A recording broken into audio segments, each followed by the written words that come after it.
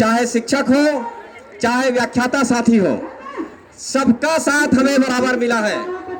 और कहीं ना कहीं इस आंदोलन में अभी हमारे सहायक शिक्षक भाई अकेले हैं, और हम नवीन शिक्षक संघ छत्तीसगढ़ तरफ से चाहते हैं कि इस आंदोलन में प्रदेश के सहायक शिक्षक और व्याख्याता साथी भी इस आंदोलन में साथ दें।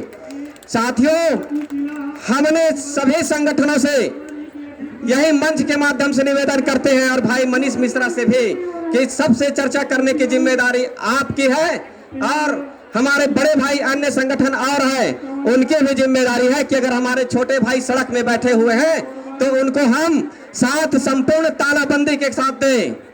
साथियों, जब तक स्कूल में संपूर्ण तालाबंदी नहीं होगी, इस प्रदेश सरकार के मुखिया के कानों में जोर रेंगने वाली नहीं है।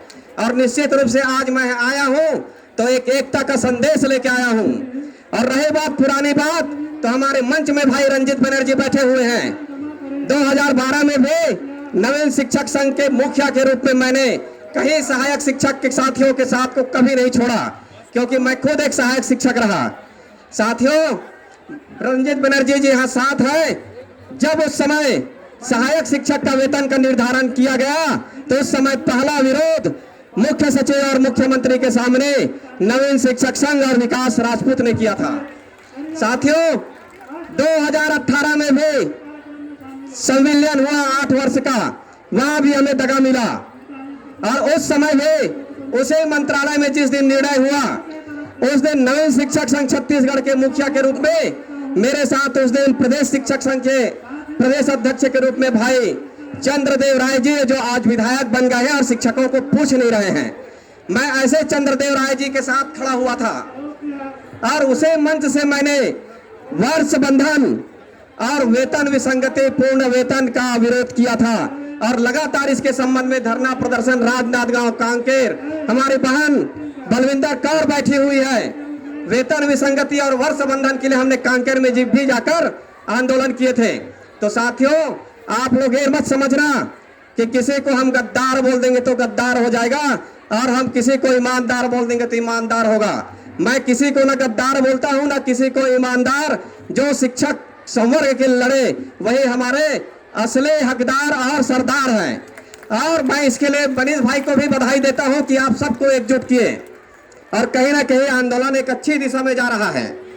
कई साथी इस आंदोलन को तोड़ने का प्रयास व्हाट्सएप के माध्यम से या अन्य माध्यम से करते हैं। मैं ऐसे साथियों से निवेदन करता हूं कि ये आंदोलन हमारा और आपका और हमारे साथियों का है। हम अगर इस आंदोलन में नहीं आ पा रहे हैं तो ये मत समझो कि हम आपसे अलग हैं, या इस आंदोलन में जो बैठे हैं वो साथी ये मत सोचे कि हमारे साथी जो आंदोलन में नहीं हो अलग हैं। सब आना चाहते हैं। मैं अभी तक से बहुत सारे अपने व्याख्याता साथी, शिक्षक साथी और सहायक शिक्षकों से चर्चा किया हूँ। सबके इच्छा है कि हम एक साथ मैदान में आए, और मैं तो व्यक्तिगत विचार मेरा है, अगर नियमित शिक्षक संगठन भी इस आंदोलन को साथ दे और सिर्फ 3 दिन के लिए संपूर्ण छत्तीसगढ़ की स्कूल को बंद कर दे, तो 3 दिन में पूरी सरकार हिल सकती है। और इस प्रस्ताव को मैं मनीष भाई के तरफ साथ भी रख रहा हूं, और इनके तरफ से मैं अभी सभी संगठनों से चर्चा करूंगा। जो संगठन साथ देंगे अच्छी बात, और जो संगठन साथ नहीं देंगे उसको भी धन्यवाद। लेकिन साथियों, आने वाले समय में निश्चित रूप से व्याख्याता, शिक्षक और सहायक शिक्षक मिलकर संपूर्ण तालाबंदी करेंगे। आप सबका सहयोग रहा तो निश्चित रूप से आप सबका साथ हमारे बड़े भाइयों को भी मिलना चाहिए, क्योंकि मैं मंच से कई बार उद्बोधन सुनता हूं, कभी कभी दुख होता है कि अपने भाइयों जो आम सहायक शिक्षक, आम शिक्षक और आम व्याख्याता साथी हैं, उनमें कहीं भी वर्ग 1, 2 और 3 में भेद नहीं है। भेद तो पैदा करने वाले कुछ मुट्ठी भर लोग हैं, और ऐसे मुट्ठी भर लोग ही आज इस आंदोलन को तोड़ने का प्रयास कर रहे हैं। साथियों, मैं ऐसे मुट्ठी भर लोगों से हाथ जोड़ के विनम्र निवेदन करता हूं कि आप इस आंदोलन को तोड़ने के बजाय इस आंदोलन को हम कैसे मजबूती दें, इस आंदोलन को हम कैसे मजबूत करें, इस पर अपना विचार दें, इस पर अपना मत रखें, लेकिन आपस में लड़ाने के काम हमें मत करें। निश्चित रूप से बात होते हैं तो कई प्रकार के ड्राफ्ट सौंपे जाते हैं। अगर मनीष मिश्रा जी ने अगर कोई ड्राफ्ट सौंपा भी है तो उन्होंने क्या गुनाह किया क्या कि उसको हम एक बहुत बड़े मुद्दा बना दें? बातचीत में कई प्रकार की बात होती है। हमारे साथ भी हमारे सहायक शिक्षक साथी बैठते हैं, हमारे साथ शिक्षक साथी बैठते हैं, व्याख्याता साथी बैठते हैं, सबके बीच चर्चा होती है और एक समाधान की ओर बढ़ते हैं। नवीन शिक्षक संघ ने भी एक समाधान प्रस्तुत किया था कि वर्ष बंधन मुक्त संविलियन और पूर्व सेवा अवधि की गणना कर एक एक साथी को समय मान वेतन मान के आधार पर वेतन की गणना और प्रत्येक 2 वर्ष बाद प्रत्येक 1 वर्ष का सभी साथियों को वेटेज का लाभ मिले। हमने जो वेतन विसंगति का हल निकाला वो खुला दर्पण था, सोशल मीडिया आपके सामने, जिस माध्यम से हमने वहां रखने का प्रयास किया। निश्चित रूप से अगर किसी साथी को इससे ऐतराज है तो हो सकता है, लेकिन अभी तक से जहां तक हमारी समझ है,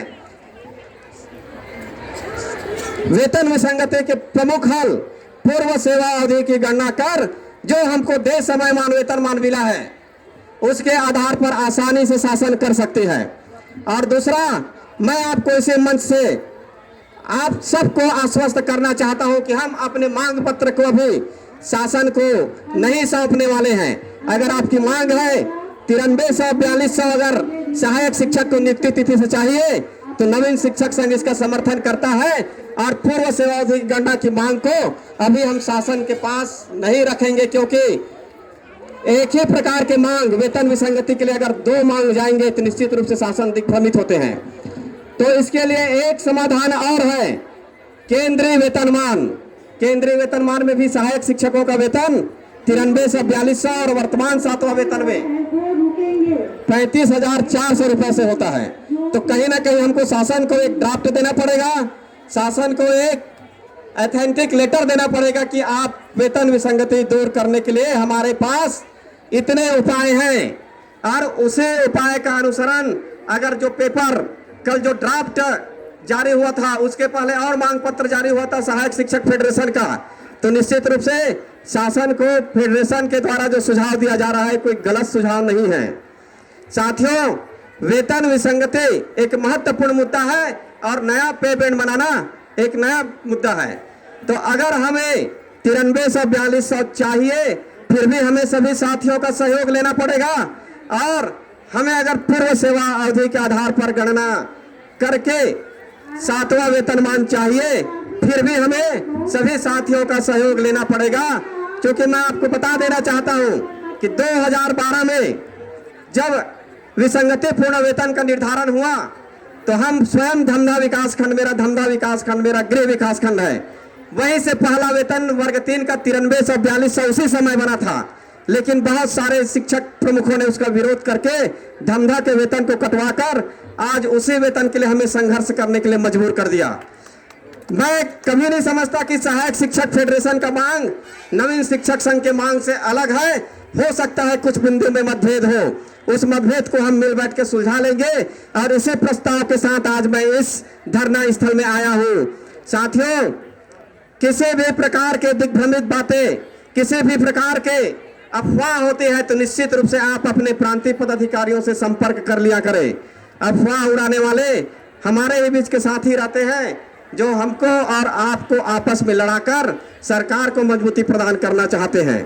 और मैं ऐसे साथियों से निवेदन करता हूं, उनको चेतावनी तो नहीं दे सकता क्योंकि मेरी इतनी हस्ती नहीं कि मैं ऐसे लोगों को चेतावनी दूं, लेकिन ऐसे लोगों को मैं अपने और आपकी तरफ से हाथ जोड़ के निवेदन कर सकता हूं कि अगर आप हमारे आंदोलन को मजबूत बनाने का प्रयास नहीं करते हैं तो कम से कम इस आंदोलन को तोड़ने का प्रयास भी मत करें, और ऐसे तोड़ने वाले को इतिहास भी याद रखेगा। साथियों, आज आपकी आंदोलन एक अच्छी दिशा में पहुंच चुकी है और आप सबको एकजुटता की आवश्यकता है। किसी भी संगठन से रहो, चाहे वो नवीन शिक्षक से हो, चाहे वो साले शिक्षक से हो, चाहे संयुक्त या किसी भी टीचर्स एसोसिएशन या किसी से भी हो, अभी आपको सिर्फ साथ देना है तो सहायक शिक्षक फेडरेशन को ही देना है, क्योंकि ये आंदोलन एक ऐसे मोड़ में पहुंच चुकी है जहां से हमें सफलता मिलने ही वाली है।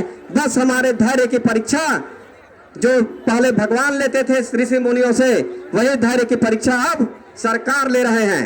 और इस सरकार को भी पता होना चाहिए कि जो शिक्षकों की बात की अवहेलना किया है, जिन्होंने शिक्षकों की मांग को पूरी करने में देरी की है, उसका हश्र हमारे पूर्व सरकार के मुखिया आदरणीय रमन सिंह के नेतृत्व में जो बीजेपी सरकार थी, उन्होंने हमको एक सिविलियन जैसा बड़ा सौगात दिए। उसके बाद भी आज उनको आंदोलन करने की जरूरत पड़ रही है। और आंदोलन करने की जरूरत क्यों पड़ रही पता है? कि उन्होंने शिक्षकों की मांग को आधा अधूरा पूरा किया, वो भी बड़ी देर से। इसलिए मैं माननीय मुख्यमंत्री जी से निवेदन करता हूं कि वो छत्तीसगढ़िया मुख्यमंत्री है और हम भी छत्तीसगढ़ के लोग हैं। तो अगर हम आपके बच्चे हैं, अगर हम आपके घर के हैं, छत्तीसगढ़ के हैं, तो आज आपको एक छत्तीसगढ़िया मुख्यमंत्री होने के नाते इस छत्तीसगढ़ के भाई और बहन और आपके बेटे इस बूढ़ा तालाब धरना स्थल में बैठे हुए हैं, तो हमारे वेतन विसंगति की मांग को पूरा करने में तनिक भी देर मत करो, नहीं तो हम आपको छत्तीसगढ़िया मुख्यमंत्री से छत्तीसगढ़िया पूर्व मुख्यमंत्री बनाने में भी देर नहीं करेंगे। हम किसी राजनीति में नहीं पढ़ना चाहते। कोई भी शिक्षक, चाहे शिक्षक संगठन राजनीति से परे हैं। ना हम सरकार बनाने में दिलचस्पी रखते हैं, ना सरकार बिगाड़ने में। लेकिन जो हमारे हित के विरुद्ध जाते हैं, ऐसे लोगों को धरती पे बिठाने की भी हस्ती रखते हैं। मैं आप सबको एकजुट और एक साथ रहने की अपील करते हुए, सभी साथी चाहे किसी भी संगठन से हो, आज इस आंदोलन में तन मन धन से जुड़े। और हम नवीन शिक्षक संघ की तरफ से प्रयास करेंगे, सभी हमारे बड़े भाई आदरणीय संजय शर्मा जी, वीरेंद्र दुबे जी, केदार जैन जी, नौरंग जी, जितने भी हमारे प्रांताध्यक्ष है, भाई अनिल शुक्ला जी, ओंकार सिंह जी, जो नियमित शिक्षक संघ के नियमित शिक्षकों के अध्यक्ष हैं, ऐसे हम अपने बड़े आदरणीयों से निवेदन करते हैं कि आप भी थोड़ा से अपने संगठन स्तर में विचार करिए और संपूर्ण छत्तीसगढ़ में सभी शिक्षक साथियों को लेकर पूर्ण तालाबंदी पर सिर्फ 3 दिन के लिए विचार करिए। और 3 दिन में मांग पूरा नहीं होता है तो निश्चित रूप से उस सरकार के अंतिम 3 दिन ही होगा। उसके बाद आने वाले जो चुनाव है, हम तो शुरू से बोल दिए कि राजनीति करना हमारा काम नहीं, ना सरकार हम बनाते हैं, ना सरकार हम बिगाड़ते हैं, लेकिन जो हमारे हित के विरुद्ध जाते हैं उनको धरती में बैठाते हैं।